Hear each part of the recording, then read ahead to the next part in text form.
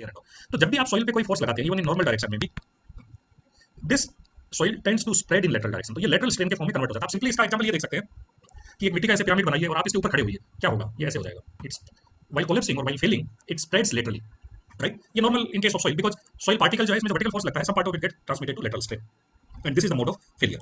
Now, यदि हम इस soil particles के बीच में कोई एक ऐसा material रखते हैं which creates friction between the soil particle and this material, कुछ भी material मान लीजिए for the time being some material हमने वहां रख दिया जो friction create करता है इसके बीच में, एक लेयर या maybe दो लेयर, तीन लेयर, आप जितना भी। अब आप when you put this vertical force, what will happen? When this particle will try to spread and try to slide, this element, this horizontal element will give a frictional resistance, or we can say lateral restraint, and it will not allow these grains to spread laterally so easily. There will be restraint with that, and because of that restraint you can apply more force here.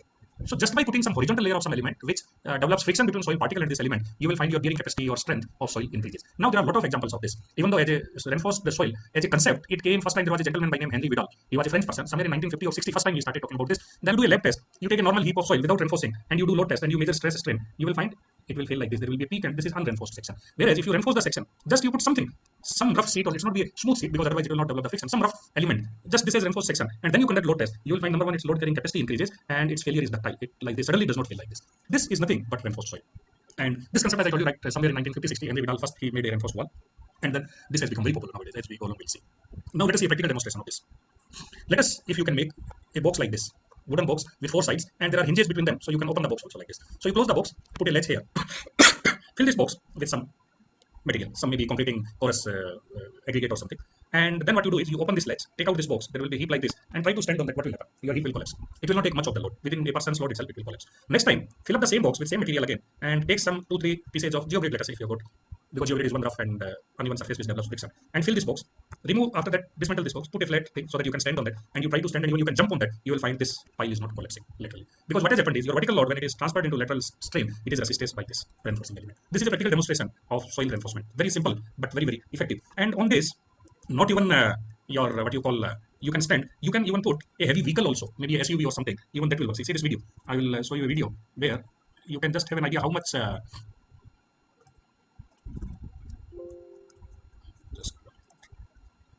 How much force this can take.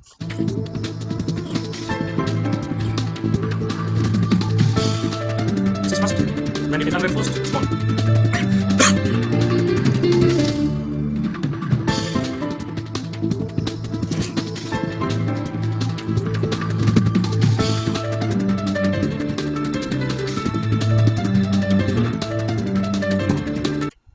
So this is the concept of soil reinforcement, to speak so simply. Now we will talk in context of railways where we can use this concept, and they are known as reinforced earth embankment or reinforced earth slope. Now first is, let us say we are constructing an embankment in a crowded area or in a city area. This may be for an ROB or this may be a normal railway track. Let us say it is ROB. You may have to construct 6 meter high or 7 meter high embankment. If you give 2 is to 1 slope, it will go 12 meter, 12 meter or 14 meter, 14 meter on both sides. If this is 6 meter, this will be 12 meter unit. Now 12 meter and 12 meter, 24 meter in a city where your ROBs are mostly located, it is impossible to raise it. You cannot get that much of land there. There may be buildings, there may be important buildings. So what do you want to do? You will like to reduce this slope or maybe make this wall almost vertical. Maybe this slope almost vertical. So for that, what you have to do in normal cases, what you will do? You will make a retaining wall. If this is my embankment, so I will make a retaining wall.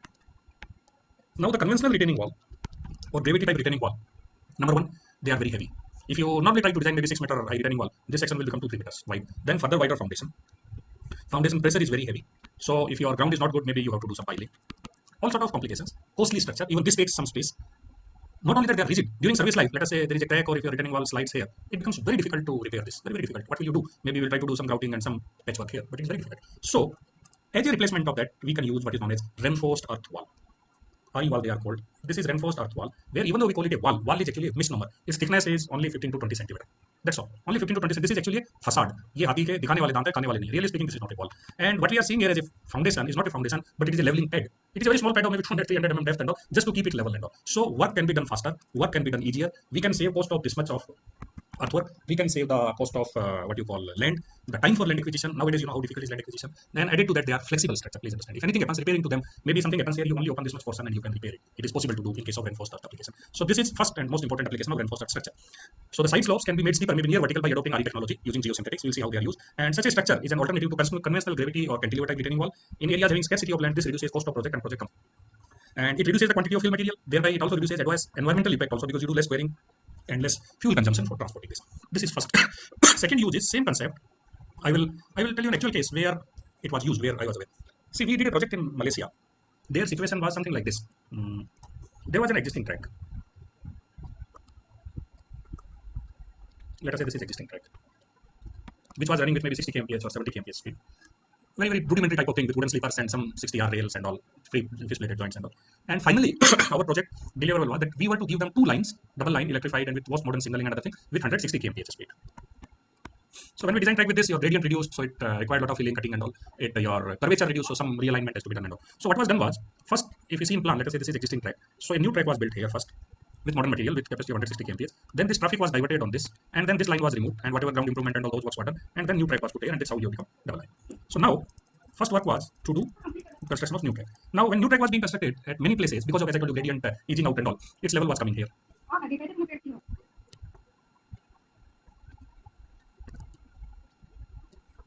Like this.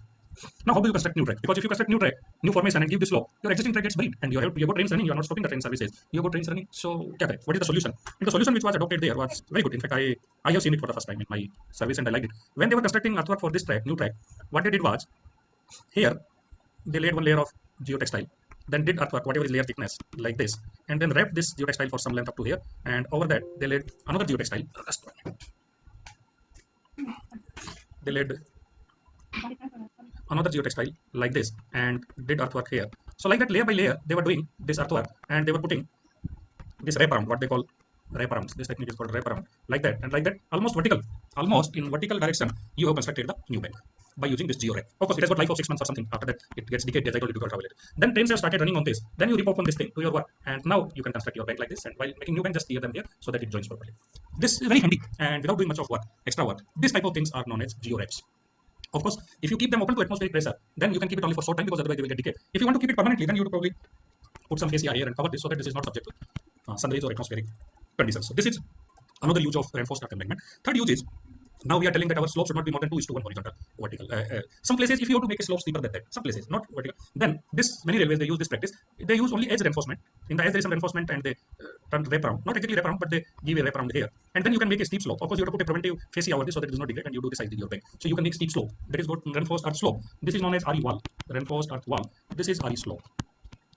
There is another name also for them, you will find in literature, MSE, mechanically stabilized earthen slope or mechanically stabilized earthen walls. So this is what is meant by mechanical stabilization or reinforcement. RE wall, actually there is a company by name RE wall. There is a company registered in UK by name RE wall. So many times people don't like to call them RE wall because it is a patented product. So many times they say reinforced wall or MSE wall. MSE wall is more common generic term.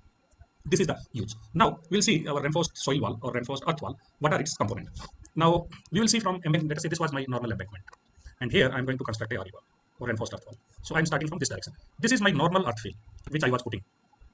This is known as retained fill, means the fill which my reinforced earth has to retain. This is my normal fill. Then for some length, I will tell you how much is this length. Let us say length L. We put a different type of fill. This yellow color. This is known as reinforced fill. This is a granular material. It should not be cohesive soil. There are separate specifications for this. This mobilizes friction and also this has to be granular material. And this is known as reinforced fill for the length L. Then through this reinforced fill, there are reinforced elements. This dotted line, what you are seeing are reinforcements. There are reinforcement layers. We'll see every component one by one. There are reinforcement layers, and these layers are connected or tied to this front element, which we call fascia or facing. And this is facing reinforced connection. How there can be different type of connection. And this fascia is supported on a pad which is known as leveling pad. And this is your normal foundation soil. This is what are the components of reinforced soil wall. Now, this wall facing fascia is 150 to 200 mm. You can take roughly 180 mm. Very thin, very thin. 5 to 6 inches. This does not take any load, by the way. As I told you, ये हाथी के दिखाने वाले दांत हैं, खाने वाले नहीं हैं. They are very thin. It does not take any load at all. It is only a face. And this leveling pad also, it is 150 mm thick. That's all. That is its thickness. It basically gives support to this and to maintain its verticality. And its width also is about 3 to 400 mm wide. This also is very less, 3 to 400. It's not a foundation actually. And this backfill soil or reinforced soil has to be non-plastic granular fill. This is the requirement. And this length of drainage fill is normally about minimum 0.7 h.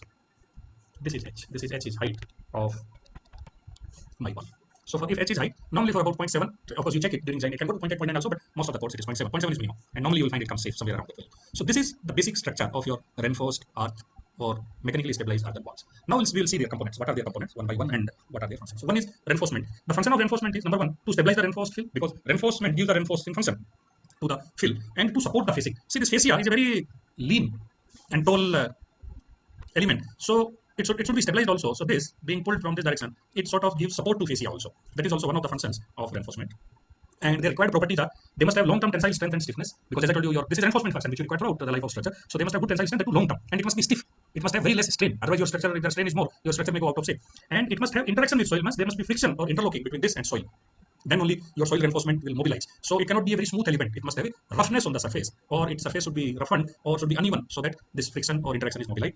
It has to be normally, there are some cases, but normally it has to be connected with facing. So it must be in such a shape that you can connect with facing easily without much of effort, and it must be easy to install. These are the required properties of the reinforcement. And there are many types of reinforcement. Initially, reinforcement used to be metallic. People were using metal strips, simple horizontal flags. Metal bars were also used.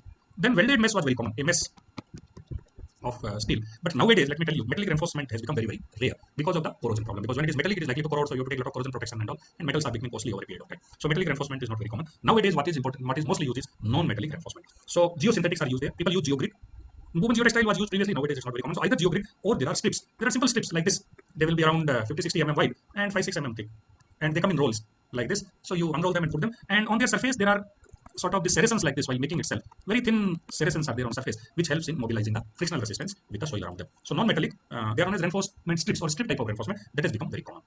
This you can see metallic. Previous one you see there is a metal bar, and here there is a hook and there is a bolt and all. You are connecting it to fascia. These are metallic strips. This is geogrid. And non-metallic is very common, or this metal strip. And here the geogrid gets sandwiched between these two layers of fascia. We'll see in detail. And this is how this is geosynthetic or non-metallic reinforcement. Then next component is facing or fascia. Its function is it acts as a formwork to contain field during construction. When you are filling these layers during execution of work, it acts as a formwork or retainer, otherwise your soil will fall in this direction. That is first function. Then it stabilizes field against leveling and erosion. If there is a rain or something, it will not erode and go away during construction. Or leveling during winds or rains, it should not spill over and go. It protects the reinforcement. Whatever reinforcement is coming here, whether metallic or non-metallic, it is giving a cover to it. So it protects it from direct sunlight and other things. It covers it. And another thing is, in fascia, you can make beautiful aesthetics. I will show you some photos where your reinforced earth wall can act like an art gallery. Because this is a factory-made product, you cast it in factory. So you can make any mold and you can make it as beautiful or as classy as you want. Earlier, if you see gravity retaining wall or cantilever retaining wall or maybe masonry, there used to be very ugly walls, and then you have to put plaster and you have to spend so much of money. Here you can engrave the aesthetics in while casting it itself.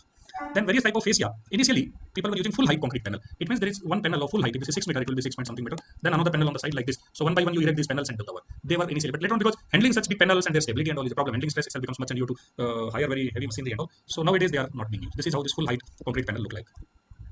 Second type of thing is incremental concrete panels. Here there are concrete panels of this size. You can see here like this. So they are staggered, one bigger, one smaller like this, and then one row panel, then second row, third row like that, one by one row. You lay them and parallelly you keep on doing earthwork. They are most common. In fact, if you see existing walls, you will find your 80-90% walls are in this category. These incremental panels. Another new thing which has come in the market very recently, last 4 or 5 years, and nowadays you will find most of the works are being done by this segmental. In fact, there are few precautions which are to be taken. There is a separate code also for them. Our segmental block, here this block is very small. Here still this block was about 2 feet by 2 feet. Here you can handle by your hand or fingers also, you can lift the block. So one row of the blocks you will put here and you will do one layer of earthwork. Then second row of the block and second layer of earthwork, like that you build row after row. Here work is very faster, number one. Number two, they are non-reinforced. Whereas all these things are reinforced. Mainly because for handling stresses. During handling they subject to, and here handling is very easy, you just lift by hand and put it. So they are non-reinforced. That is advantage. You don't need any steel on them, and therefore they are more durable. Second thing is, here you may have to design this, their thickness and their reinforcement. They are of standard design. You don't have to design them. And therefore, if you have got a factory of this, you can make lakhs of them. And whenever somebody comes, you just count and give it to him. You can make them advance. Whereas this, probably you cannot make it advance. Maybe you have to design and design, you have to cast them and all. So that's another advantage of segmental block. They are becoming very popular now. Then some people, we'll see somebody, they use gabions also. This is your gabion. So you sandwich your reinforcement between two gabions. So with this pressure case, or maybe sometimes people take this also. And this gabion acts as a fascia as well as retainer.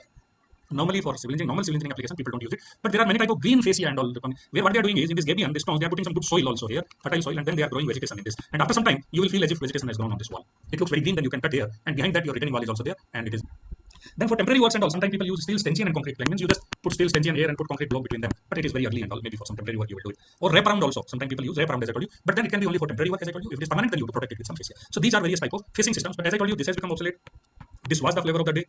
Today also many structures are being constructed at this. This is most commonly used. But thing is, this is a new development. So different designs, they are patented. Still they are patented, designed by different people. Whereas for this, there is no patent. The patent lasts for I think 20 years or something. So now that patent locking period is gone. Whereas this, all designs are still patented. But here construction is very fast and economical. So in spite of being patented, people use them for sake of faster construction and economy. So this is how they are. This type of block, incremental panel, you can see here. This is incremental panels, you can see being constructed with incremental panel here.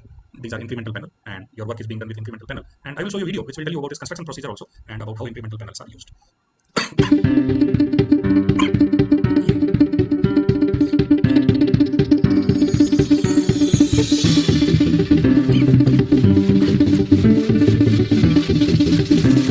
This is your below fascia, straight flow or leveling bed. Leveling bed to make it do and first layer of.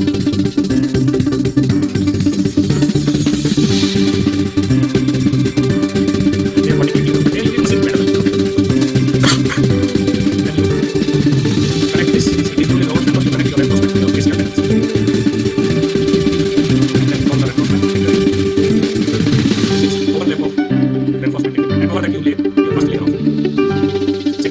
this is integrated CDS, what I told you.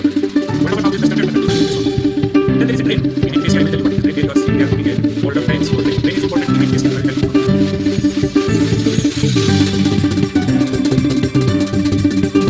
Clear, my clear.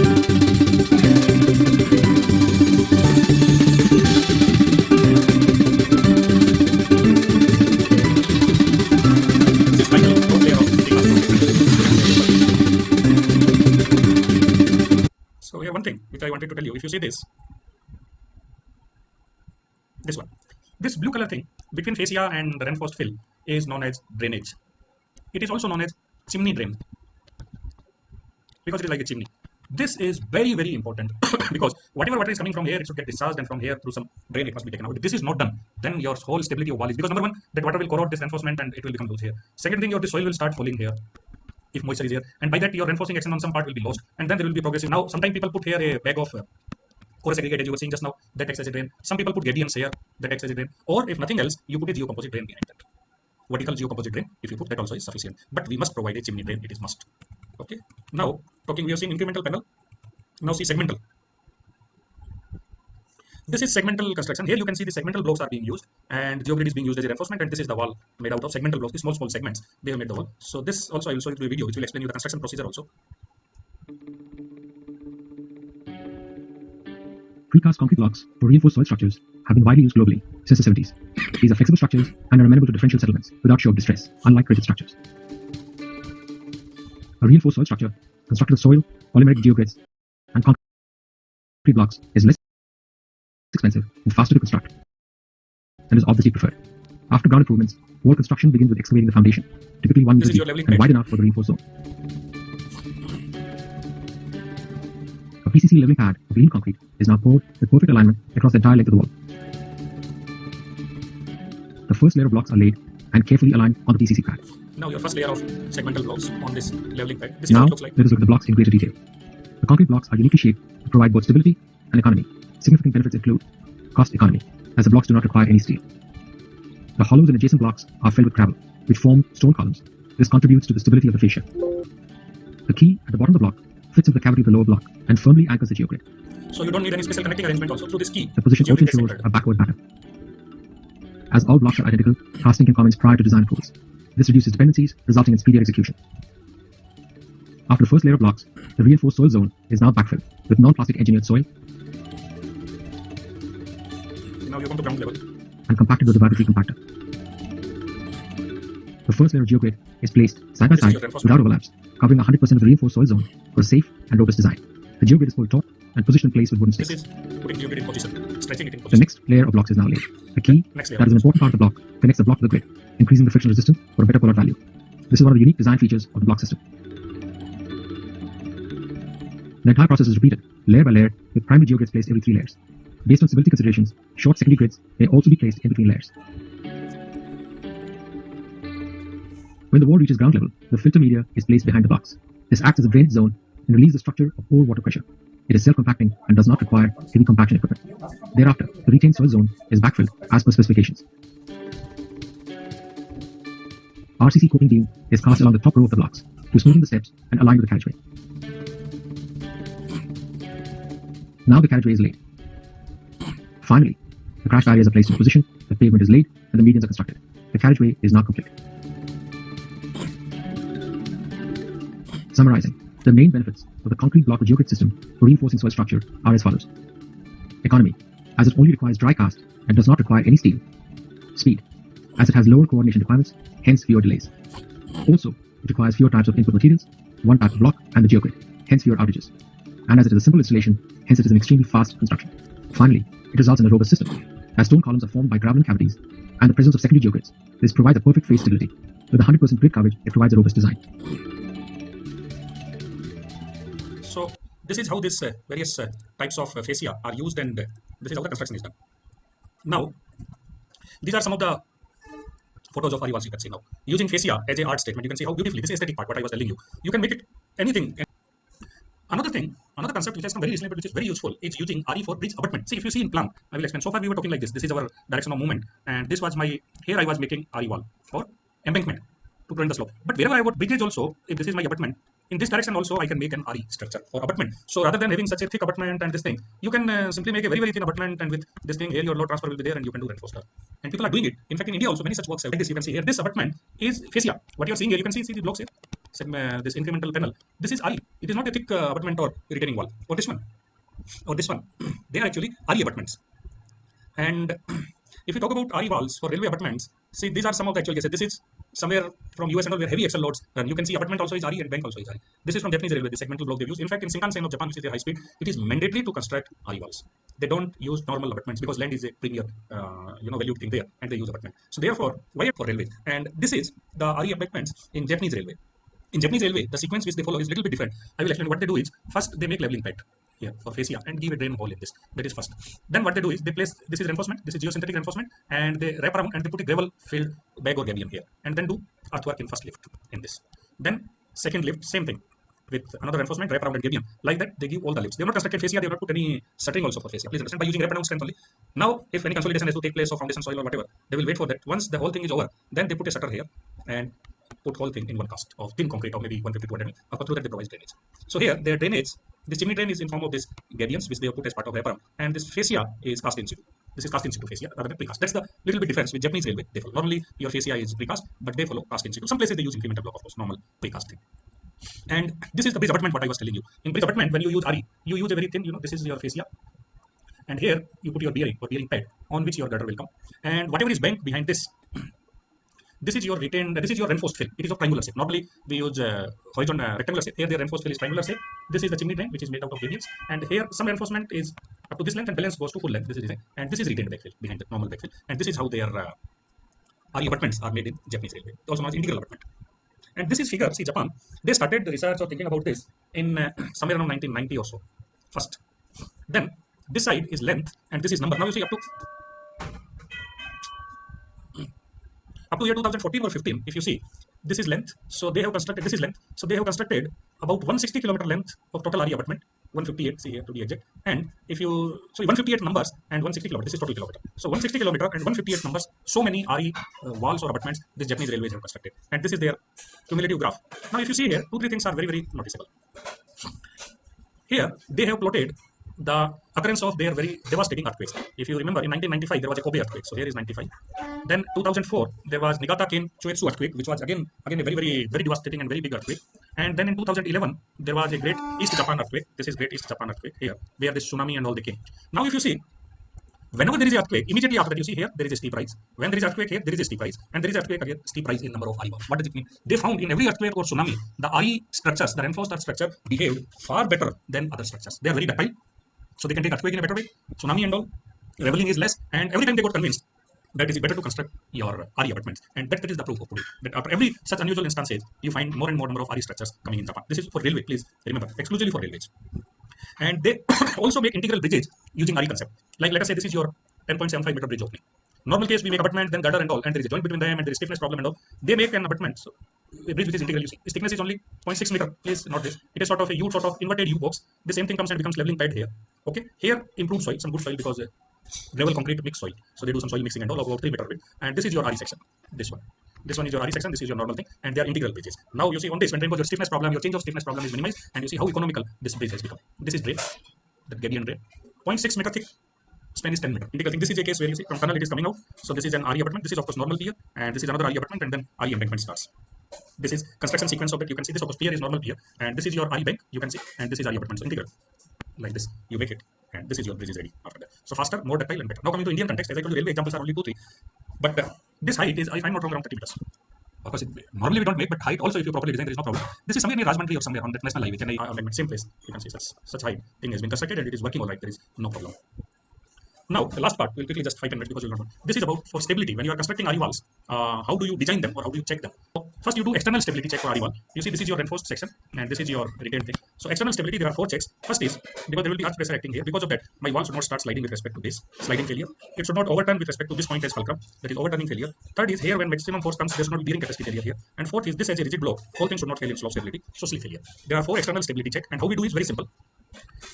by simple principles of soil mechanics and this is your reinforced block. Behind this will be your earth pressure. It will be equal to surcharge here. If there is some surcharge, there will be surcharge, and then it increases as you go down. And because of this earth pressure, this will strike at some angle. So there will be some eccentricity where if this is your center of the base, it hits at eccentricity, and there is what is known as Meyerhof distribution. I hope you might have heard this. This says that your load acts only on total length. This is total length L minus 2E, because wherever tension is there, it is basically like this. If this is your base and here is your compression, and if there is some tension, then there will be no contact between soil here, and for some distance this side also there is no contact. So effectively this area only resists the compressive force. This is known as Meyerhof distribution, L minus 2E, if you remember your soil mechanics thing. So with this, you will check that whatever maximum load is coming here, it is not more than the bearing capacity, and eccentricity should be less than L by 6. It means your load should hit in the middle third. This is normal foundation design principle. Then for forward sliding, your weight of this vertically is the stabilizing force, and destabilizing force is its horizontal component. So horizontal force and mu vertical weight divided by coefficient of friction mu times this is stabilizing force, ratio of 2 should be more than 1.5. That is factor of safety. Third is overturning. Because of this eccentric force, it should not overturn against this. So you calculate overturning moment because of this force and stabilizing moment because of this weight, and then ratio of the two. Global stability, of course, you have to use a software, that is what, and you have to model all this in that software. You have to this model as a body with all these reinforcement layers here, and this is retain field, surcharge, and all give their property, and then see the factor of safety is whatever 1.4 or 1.6, whatever value required. Second type of check is internal stability. This is external stability means as a rigid body when you take reinforced field. Internal stability, this is your reinforced section, see, this one. Now, these are reinforcements. If you take any layer of reinforcement here, in this reinforcement, if horizontal force is sigma v, that is total load plus other forces, then sigma h, horizontal force will be coefficient of earth pressure multiplied by sigma v. That will be the horizontal force. That will be taken by this strip. That will become a reinforced tensile force for the strip. So the tension in reinforcement will be sigma h multiplied by SV. SV is the spacing of, so this much area's force will be taken by this strip. So sigma h by SV will become the force in this strip. So this TD, this is TD, and T is its tension capacity. It should be more than factor of safety. So the strip should not break here. This is first internal stability check. And second internal stability check is this strip should not slide out of this reinforcement, this friction angle. So the pull-out resistance, let us say when this fascia moves a little bit like this, active earth pressure condition. So there is an active wedge like this, if you remember your earth pressure theory. So this area will become loose, and reinforcement will not act in this. This balance length is your effective length of reinforcement. So, and this reinforcement strip, if you see, there is soil on this side, two sides. So therefore we take 2 times LE, it's its length from here to here, and tau is frictional resistance between soil and this reinforcing bar. That is what I said, interaction. So 2 times LE, this tau is friction times sigma V, whatever is sigma V, and your mu is given by C 10 phi. If you remember the shear strength formula, same is frictional strength. So this is pull-out resistance, and pull-out force divided by pull-out resistance divided by pull-out force. This is factor of safety. So this should be more than 1.5. So these are the 5 checks which you do for design of your reinforced earth wall. These are the references. The only authentic, or rather the most authentic code on reinforced earth structure world over is a BS standard, BS 8006 part 1. Everywhere world over people use this code only. Same code we are also using for design of our what design we are developing. This is the mother code everywhere in the world. Only thing is this code, number one, it does not talk about construction aspects. It is more about design, and surprisingly, it does not talk about dynamic design for earthquake. Therefore, for earthquake, there is a FSWA code, Federation of Highway Authorities. Means this is an American code. It has got 2 volumes, volume 1 and 2. Its name is Design and Construction of Mechanically Stabilized Earth Wall. So for wherever you have to do, if you have to look for some construction aspect, you want some clarification, or you have to do dynamic design, earthquake design, which you have to, then you have to fall back on this. So basically, we are relying on these two world over, not even we. And then there are RDSO guideline of here an actual example is given. In fact, how you can, this gives theory also, it gives you an example also that how you can design a RE wall. So this was of course for trial application. So this also you can refer it. And then this is our IRC code for road. This is nothing but same 2 things copied here, exactly. Guidelines for design and construction. Very thin book, almost everything is copied from here. So if you read this too, it's more than enough. And another thing is when you read FSWA code for dynamic design, it refers to earthquake design, so earthquake coefficient and all. Those coefficients are for America because it is an American code. So you have to replace them with Indian coefficients. In India, as you know, we have, the country has been divided into different earthquake zones, 2, 3, 4, 5. Now 1 is no more there. And for every area there is a different KH, KV values and all. So for Indian context, we have to take those values from IS 1893. This is what is there.